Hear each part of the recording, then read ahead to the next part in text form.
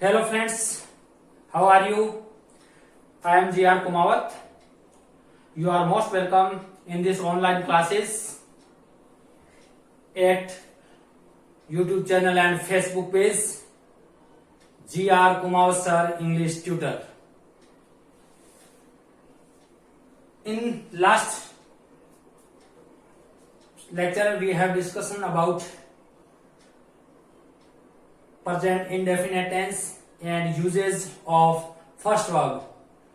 Today we will discuss about present continuous tense. Let's start. Present in the present tense, in the present time and continuity.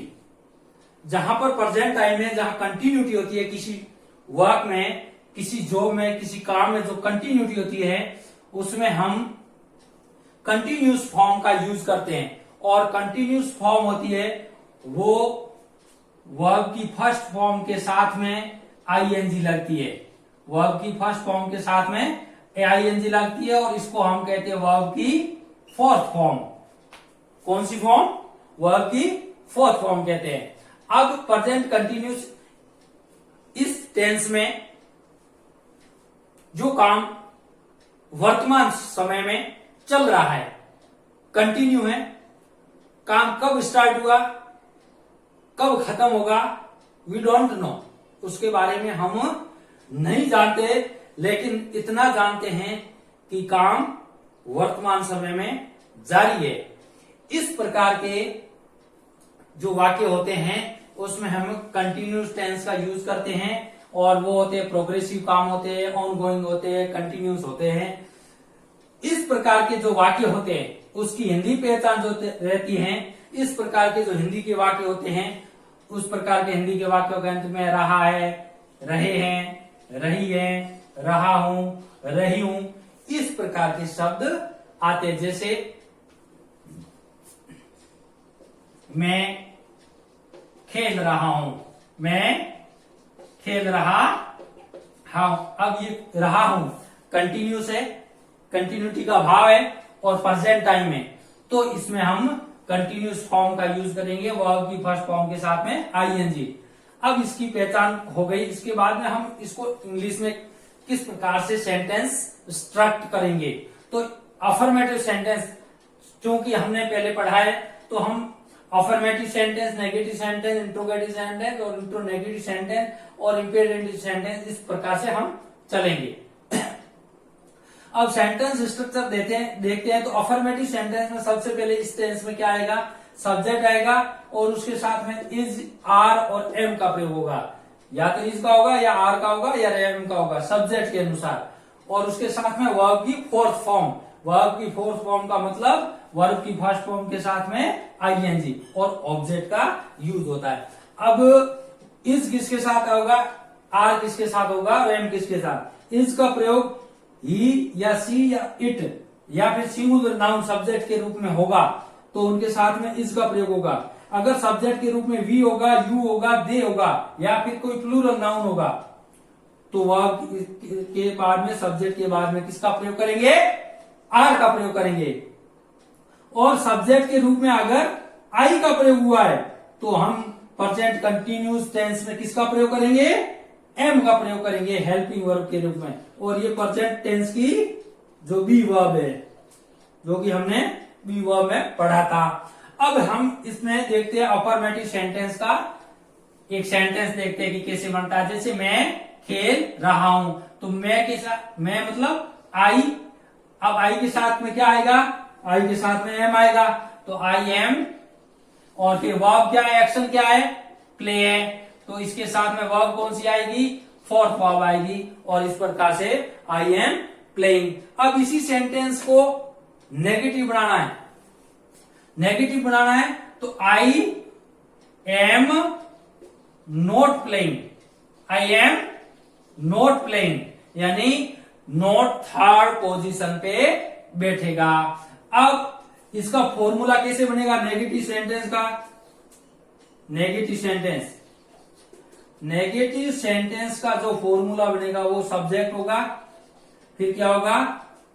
या तो is होगा या are होगा या M होगा, और उसके बाद में थर्ड पोजीशन में नॉट होगा, और उसके बाद में वही वर्ब की फोर्थ फॉर्म प्लस ऑब्जेक्ट होगा अगर है तो, अदरवाइज फुल फॉर्म।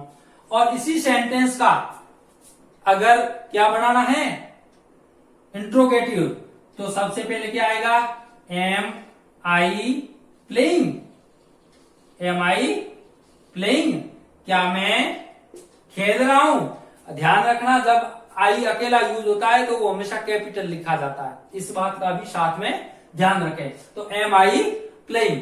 अब ये इंट्रोगेटिव सेंटेंस हो गया, तो इंट्रोगेटिव सेंटेंस का फॉर्मूला क्या रहेगा, पहले इज होगा या आर होगा या एम होगा, फिर क्या आएगा, फिर आएगा सब्जेक्ट, फिर क्या आएगा मेन वर्ब की फोर्थ फॉर्म, मेन वर्ब की फोर्थ फॉर्म,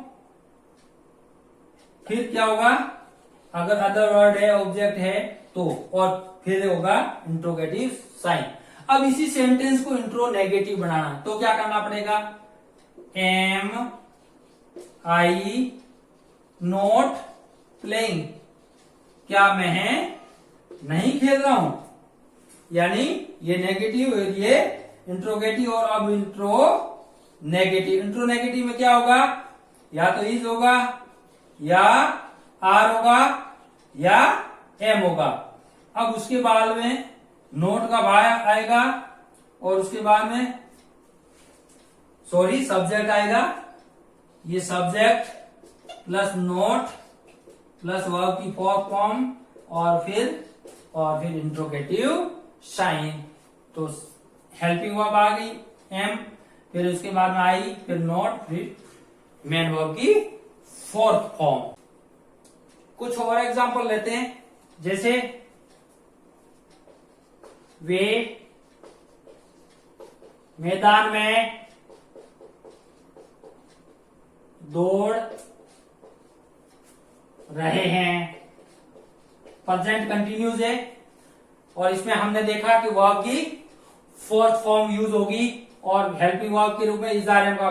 तो वे को हम क्या कहते हैं, दे सब्जेक्ट है, वे सब दे आर, दे के साथ में दे प्लूरल है, इसके साथ में क्या आएगा, दे आर रनिंग, दौड़ने का काम हो रहा है, हेल्पिंग मेन वर्ब के साथ फोर्थ फॉर्म। कहां दौड़ रहे, इन द ग्राउंड। अब ये हो गया अफर्मेटिव सेंटेंस। इसी सेंटेंस को नेगेटिव बनाना तो क्या करना पड़ेगा, दे आर नॉट, या इसको इस प्रकार से भी लिख सकते हो, दे आरंट। जो कॉन्ट्रैक्टेड वर्ब मैंने समझाई थी उसमें aren't, they are not running in the ground, ये नेगेटिव सेंटेंस बन गया। और इसी सेंटेंस को अगर अपन इंट्रोगेटिव में बनाना है तो क्या करना पड़ेगा, हेल्पिंग वर्ब पहले आएगी, are they running in the ground, और इंट्रोगेटिव साइन। फिर अगर इंट्रो नेगेटिव बनाना है तो are they not running in the ground, और इंट्रोगेटिव साइन। अब प्रेजेंट कंटिन्यूस टेंस में कुछ एडवर्ब्स यूज होती है जिनको देखकर हम करेक्ट फॉर्म में, क्योंकि सेंटेंस अलग अलग तरह से पूछे जाते हैं, लेकिन आजकल जो करेक्ट फॉर्म से संबंधित जो पूछने का तरीका है उसमें विशेष रूप से स्पेशल यूजेज किसी भी वर्ब का और एडवर्ब से संबंधित जो प्रश्न पूछे जाते हैं। देखिए, तो प्रेजेंट कंटिन्यूस टेंस से संबंधित जो एडवर्ब्स होती है, प्रेजेंट टेंस में अगर कोई कंटिन्यूटी अगर किसी वाक्य में है तो उसमें क्या क्या एडवर्ब्स रहती है, at this time, eight this moment, now अडेज, यानी इस समय, इस क्षण, नाउ डेज यानी आजकल, इन दिनों, दीज डेज यानी इन दिनों, दिस इवनिंग यानी इस शाम, दिस मॉर्निंग यानी इस सुबह, नाउ यानी अब, प्रेजेंट यानी वर्तमान में, स्टिल यानी अब, in the present time, here, listen, hello. अब ये शब्द है, ये शब्द क्या है?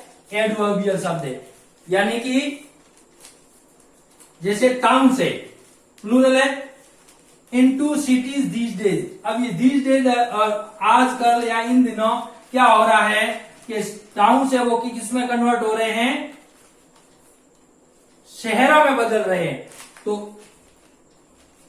टाउन्स आर चेंज है, चेंजिंग होगा। उसके बाद में नेक्स्ट है सी ऑन दिस वर्कशीट डू। अब सी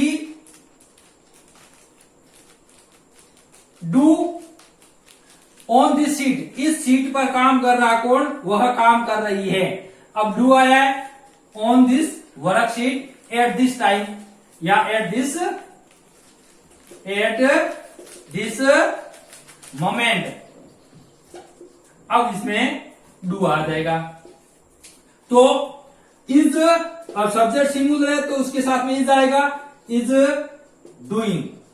उसके बाद में दे प्लूरल है और इसके बाद में volleyball match at this moment आ रहा है। तो भी इसमें भी मोमेंट था, इसमें भी मोमेंट था, इसमें नाउअडेज। तो इन एडवर्ब से संबंधित जो भी सेंटेंस होगा जिसमें इन एडवर्ब्स का यूज हुआ है तो उसमें आप प्रेजेंट कंटिन्यूस टेंस और प्रेजेंट कंटिन्यूस में आप इज या आर या एम जो सब्जेक्ट के अनुसार डालना है तो इसके अनुसार दे के अनुसार आर आएगा और उसके बाद में वाचिंग।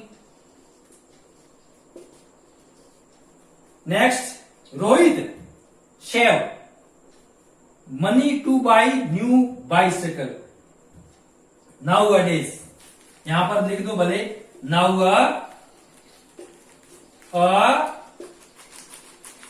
डेज। अब यहां पर सेव, तो यहां क्या आएगा? Is shaving. क्यों? क्योंकि नाउअडेज आ रहा है। अब लिसन, सुनो, समवन टुवर्ड्स अस, कम है समवन यानी कोई। अब समवन है इंडेफिनेट है, इज कमिंग। समवन है यानी समवन के साथ मैंने आपको नाउन और प्रोनाउन पढ़ाया था, उसमें प्रोनाउन में इंडेफिनेट प्रोनाउन में समवन, तो समवन उनके साथ इंडेफिनेट प्रोनाउन के साथ सिंगुलर सब्जेक्ट का यूज, सिंगुलर वर्ब आएगी क्योंकि ये सिंगुलर सब्जेक्ट। तो देखो यहां पर क्या आएगा? इज आएगा। Stative and dynamic verb. अब यहां पर कुछ विशेष समझने की आवश्यकता है कि ये जो वर्ब्स होती हैं, वर्ब्स एक यूज के आधार पर स्टेटिव और डायनामिक दो भागों में बांटी गई है, जिसमें स्टेटिव वर्ब जो कि स्थायी होता है और डायनामिक जो अपना रूप बदल सकती है। ऐसी वर्ब्स जिनका प्रयोग सामान्य स्थिति में आईएनजी फॉर्म में प्रयोग नहीं किया जाता है, इस तरह की वर्ब को स्टेटिव वर्ब कहते हैं। यानी सामान्य स्थिति में और सामान्य अर्थ में ऐसी वर्ब जिनका आईएनजी फॉर्म में यूज नहीं, यानी मीन्स फोर्थ फॉर्म के रूप में उसका यूज नहीं होता, उसके साथ में आईएनजी फॉर्म नहीं लगती है, उसे हम जो है स्टेटिव वर्ब कहते हैं। अब ये कुछ स्टेटिव 5 प्रकार की वर्ब है जिनका सामान्य स्थिति में यूज नहीं होता है। ये कौन कौन सी, आइए देखते हैं। Verb of perception. Verb of perception का मतलब अनुभव के आधार पर जो अनुभव से संबंधित होती है, जैसे स्मेल, टेस्ट, स्मेल यानी सूंघना, टेस्ट यानी स्वाद लेना, सी यानी देखना, हियर यानी सुनना, फील यानी महसूस करना। इस प्रकार से जो परसेप्शन से संबंधित है उसमें आईएनजी फॉर्म सामान्य स्थिति में नहीं लगती है। और वर्ब ऑफ अपीयरेंस जो कि देखने के आधार पर, जैसे लुक है देखना, रिजेंबल यानी अनुभव करना, शीम यानी प्रतीत होना, अपीयर यानी प्रकट रूप में, इस प्रकार की वर्ब। उसके बाद वर्ब ऑफ इमोशन, इमोशन का मतलब होता है फीलिंग, जो भावना के आधार पर होती है, जैसे वांट यानी चाहना, डिजायर, विश, हेट यानी घृणा करना, होप यानी आशा, लाइक यानी पसंद, रिफ्यूज यानी इनकार, बिलीव यानी विश्वास करना, डाउट यानी संदेह, फियर यानी भय,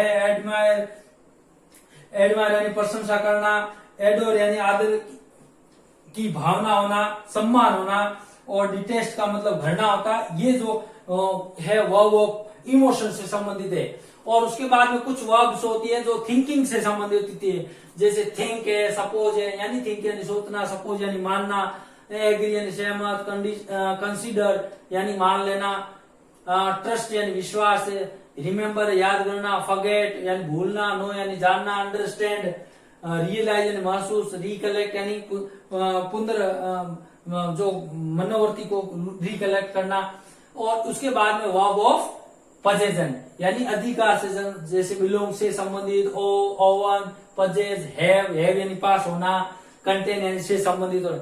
ये जो कुछ वर्ब्स है, इसके साथ में आईएनजी फॉर्म का यूज नहीं किया जाता है इसके साथ में। और जब इन वर्ब का यूज होता है तो हम उसको सामान्य रूप से उसमें ओनली फर्स्ट वर्ब यूज करते हैं। जैसे आई एम हेटिंग इट, मैं इससे घृणा कर रहा हूं, ऐसे नहीं होता।